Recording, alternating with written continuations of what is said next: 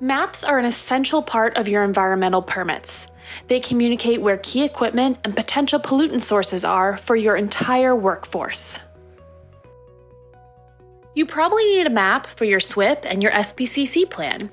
You also need it for safety purposes, such as an evacuation map, or for tracking locations of eyewashes.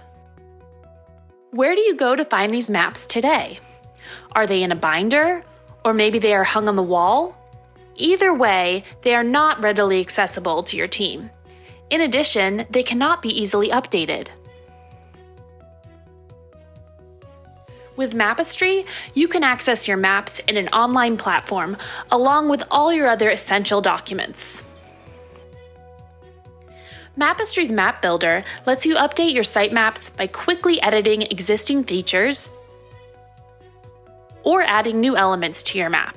You don't need a specialized training or years of experience to edit a map in Mapistry.